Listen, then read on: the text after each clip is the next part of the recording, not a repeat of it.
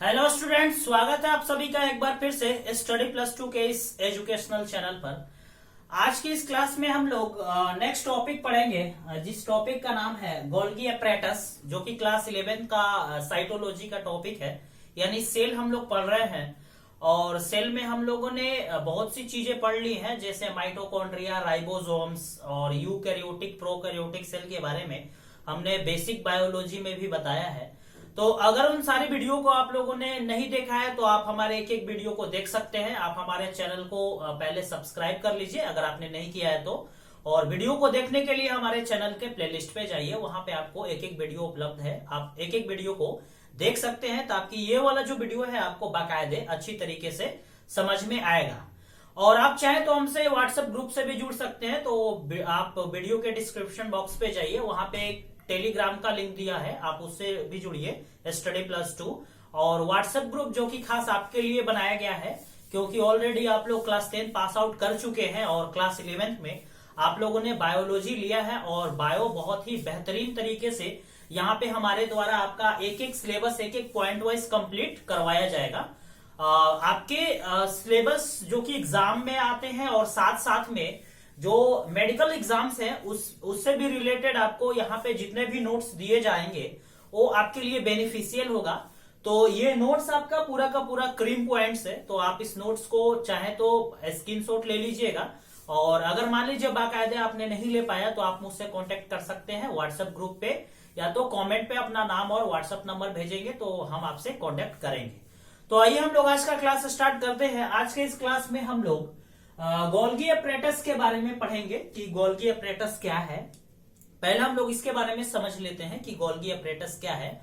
तो Golgi apparatus एक cell का पार्ट्स है। अब सेल में हम लोग पढ़ रहे थे इंडो मेम्ब्रेन सिस्टम।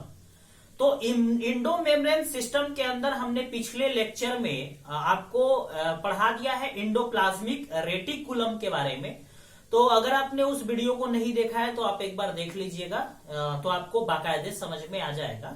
तो इंडोप्लाज्मिक रेटिकुलम में हमने बात की थी कि इंडोप्लाज्मिक रेटिकुलम क्या है, इसका फंक्शन क्या है, इसके कितने टाइप्स है। तो उसी प्रकार से यहाँ पे अब हम लोग दूसरे उसमें जो सब टॉपिक्स हैं, तो दूसरा सब टॉपिक्स हमारा है गोल्गी एपरेटस। तो गोल्गी एपरेटस के बारे में आज हम लोग जानेंगे कि गोल्गी एपरेटस क्या है, ये इसके फंक्शन क्या है और ये क्या करता है। तो अगर हम गोल्गी एपरेटस के ओवरव्यू की बात करें तो सबसे पहले हमारा जो पहला पॉइंट यहाँ पे समझने के लिए ये है कि गोल्गी एपरेटस को हम लोग गोल्गी बॉडी या गोल्गी कॉम्प्लेक्स के नाम से भी जानते हैं। अगर हम गोल्गी एपरेटस के स्ट्रक्चर की बात करें तो बहुत ही सिंपल सा इसका स्ट्रक्चर है। तो अगर इसके स्ट्रक्चर्स की बात करें तो आप अगर देखेंगे तो ऐसा आपको स्ट्रक्चर दिखने को मिलेगा गोल्गी एपरेटस का। तो इसमें भी कुछ चीजें हैं। अगर हम इसमें पार्ट्स की बात करें तो जो ये वाला पार्ट्स आपको दिख रहा है, ये वाला जो आपको पार्ट्स दिख रहा है, ये कॉन्वेक्स स्ट्रक्चर का होता है और इसका नाम है सिस्टर्नी। क्या नाम है? सिस्टर्नी। अब अगर हम सिस्टर्नी की बात करें तो सिस्टर्नी के बारे में भी हम जानेंगे कि सिस्टर्नी क्या है और सिस्टर्नी का काम क्या है। तो ये हमारा गोल्गी कॉम्प्लेक्स है। बहुत ही सिंपल सा डायग्राम है, आपके एनसीईआरटी के बुक में भी दिया हुआ है, आप उसको देखेंगे तो आपको समझ में आ जाएगा। तो आफ्टर दैट फिर हम लोग डिस्कस करेंगे कि जो गोल्गी कॉम्प्लेक्स है उसका काम क्या है। तो इसका काम है कि ये मटेरियल को पैकेजिंग करने का काम करता है, यानी कि पैकेज करने का काम करता है, और साथ में कुछ ऐसी प्रोटीन्स वगैरह जब सिंथेसिस होते हैं इंडोप्लाज्मिक रेटिकुलम के अंदर, तो उसको मॉडिफाई करने का काम करता है गोल्गी एपरेटस या गोल्गी कॉम्प्लेक्स।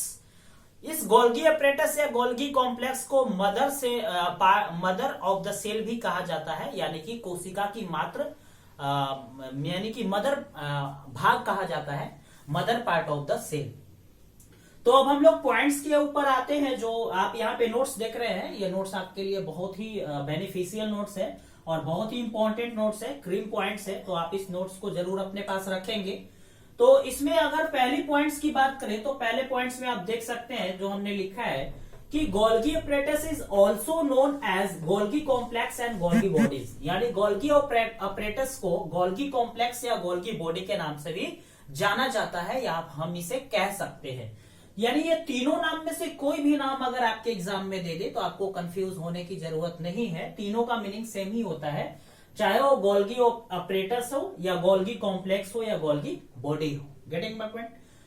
अब दूसरे पॉइंट के ऊपर आते हैं तो कह रहा है कि 1898 यानी 1858 ईस्वी में एट फर्स्ट सबसे पहले गोल्गी अपरेटस के बारे में एक स्टैंड किया गया कि रेटिकुलम स्ट्रक्चर होता है जो कि किसके पास होता है, न्यूक्लियस के पास होता है। किसके द्वारा किया गया, कैमिलो गोल्गी के द्वारा किया गया। कैमिलो गोल्गी एक वैज्ञानिक थे जिन्होंने सबसे पहले गोल्गी अपरेटस के बारे में बताया, इसीलिए उन्हीं के नाम पर गोल्गी अपरेटस या गोल्गी कॉम्प्लेक्स रखा गया है।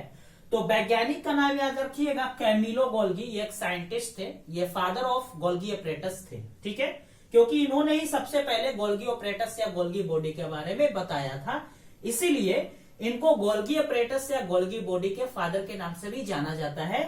तो कैमिलो गोल्गी इनका नाम है। तो डेट्स क्लियर। अब नेक्स्ट पॉइंट पे हम लोग आते हैं। तो गोल्गी अपरेटस या गोल्गी कॉम्प्लेक्स आप इसे कह सकते हैं, तो आप कह सकते हैं कि ये जो बहुत से फ्लैट डिस्क को अपने साथ कंसिस्ट किया हुआ रहता है, जो कि सैक और सैक लाइक स्ट्रक्चर होता है, जिसे सिस्टर्नी कहा जाता है। देखिए यहाँ पे नाम आ गया, सिस्टर्नी कहा जाता है। सिस्टर्नी कहा जाता है, जो कि सिस्टर्नी के बारे में हमने आपको ये वाला बताया, दिस इज योर सिस्टर्नी। ये वाला जो पार्ट्स होता है आपका, ये जो स्ट्रक्चर गया है, दिस इज योर सिस्टर्नी। अब एक गोल्गी अपरेटस या गोल्गी कॉम्प्लेक्स के अंदर कम से कम तो कह सकते हैं तो 3 से 4 के बीच में सिस्टर्नी की संख्या होती है। तो अब अगर हम इसके बात करें तो इसका जो डायमीटर होता है वो 0.5 एंगस्ट्रॉम से लेकर के 1 एंगस्ट्रॉम के बीच में होता है। यानी इसके अगर हम डायमीटर की बात करें तो इसका जो डायमीटर होता है वो 0.5 एंगस्ट्रॉम से लेकर के 1 एंगस्ट्रॉम के बीच में होता है, ठीक है, इसका डायमीटर सिस्टर्नी का।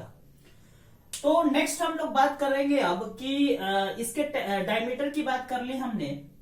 अब ये जो होते हैं ये स्टेक्ड होते हैं, यानी कि एक दूसरे के पैरेलल होते हैं। देखिए ये आप देख रहे हैं, ये इसके पैरेलल है और ये इसके पैरेलल है, यानी एक दूसरे के ये क्या होते हैं, पैरेलल होते हैं, यानी समानांतर होते हैं। तो आफ्टर दैट फिर हम लोग बात करेंगे कि बहुत से नंबर्स होते हैं इसके, यानी वेरिएड नंबर्स ऑफ सिस्टर्नी होते हैं आर प्रेजेंट, जो कि हमने आपको लिखवाया। किसी में 3 होता है तो किसी में 4 होता है, कंफ्यूज होने की जरूरत नहीं है, इसीलिए यहाँ पे डाल दिया है कि varied number of cisternae are present in the Golgi complex या गोल्गी बॉडी। गोल्गी कॉम्प्लेक्स जो होते हैं वो अरेंज होते हैं न्यूक्लियस के पास, यानी Golgi complex are arrange near the nucleus. और किसके साथ होते हैं, विथ कॉन्वेक्स सिस्टर्नी, यानी सिस्टर्नी का कैसा साइज होता है, कॉन्वेक्स शेप का होता है सिस्टर्नी। तो क्या होते हैं कि वहां पे अटैच होते हैं, वहां पे मौजूद होते हैं न्यूक्लियस के आसपास, इर्द गिर्द। अब हम इसके फंक्शन की बात कर लेते हैं। तो फंक्शन ऑफ गोल्गी बॉडी या गोल्गी अपरेटस, यानी गोल्गी बॉडी या गोल्गी अपरेटस का काम क्या है। तो अगर गोल्गी बॉडी गोल्गी अपरेटस के फंक्शन की बात करें तो कह रहा है कि द गोल्गी अपरेटस या गोल्गी बॉडी जो है वो प्रिंसिपली आप कह सकते हैं कि ये फंक्शन को परफॉर्म करता है।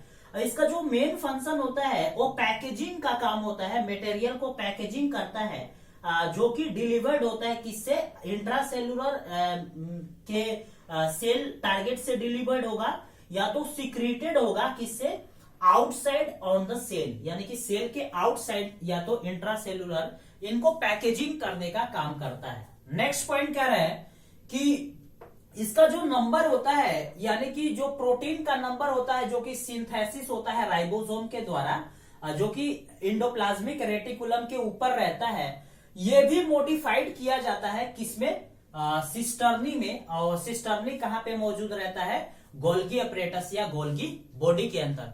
यानी कि गोल्गी अपरेटस या गोल्गी बॉडी के अंदर मौजूद जो सिस्टर्नी है, वो सिस्टर्नी का काम क्या है कि जो प्रोटीन बन रहा है एंडोप्लाज्मिक रेटिकुलम के अंदर, उसको मॉडिफाई करना, उसको क्या करना, तैयार करना, मॉडिफाई करना, ये इसका काम है।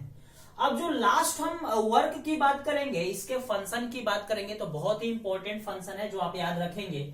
तो गोल्गी अपरेटस या गोल्गी कॉम्प्लेक्स भी आप इसे कह सकते हैं। इस इंपॉर्टेंस बहुत ही इंपॉर्टेंस होता है, जो कि फॉर्मेशन करता है, क्या बनाता है, ग्लाइकोप्रोटीन बनाता है या तो ग्लाइकोलिपिड्स। तो ग्लाइकोप्रोटीन और ग्लाइकोलिपिड्स की बात करें तो हमारे ब्लड में एक प्रोटीन होता है, that is known as the glycoprotein, which is present on the RBC, जो कि आरबीसी के ऊपर होता है, जिसके द्वारा एंटीजन को हम लोग डिटेक्ट करते हैं कि ये एंटीजन ए है या एंटीजन बी है, जो कि ग्लाइकोप्रोटीन के द्वारा ये डिटेक्ट किया जाता है। तो आप कह सकते हैं कि ग्लाइकोप्रोटीन को बनाने का काम कौन करता है, ग्लाइकोप्रोटीन को फॉर्मेशन कौन करवाता है, गोल्गी कॉम्प्लेक्स या गोल्गी अपरेटस, जो कि बहुत ही इंपॉर्टेंट क्वेश्चन है, नीट के एग्जामिनेशन में क्वेश्चन पूछता है। ठीक है, तो अगर हम बात करें तो और इसके साथ क्या करता है, ग्लाइकोलिपिड्स बनाता है, यानी कि जो लिपिड्स पाए जाते हैं जैसे एलडीएल, एचडीएल, एलडीएल, एमडीएल, तो ऐसे कुछ लिपिड्स होते हैं जैसे कोलेस्ट्रॉल वगैरह हो गया, एस्टेरॉयड हार्मोन्स हो गए, तो वैसे लिपिड्स को बनाने में भी किसका काम होता है, डेट इज द ग्लाइकोलिपिड्स।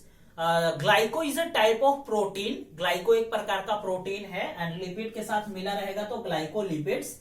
अगर ग्लाइको जो है ये एक प्रोटीन है ही, जिस प्रोटीन का नाम क्या है, ग्लाइकोप्रोटीन, जो कि एक एग्जांपल मैंने आपको बताया ब्लड में पाया जाता है, ब्लड के आरबीसी के ऊपर पाया जाता है, जो कि एंटीजन को पता लगाता है कि एंटीजन ए और एंटीजन बी ग्लाइकोप्रोटीन के द्वारा ही पता चलता है।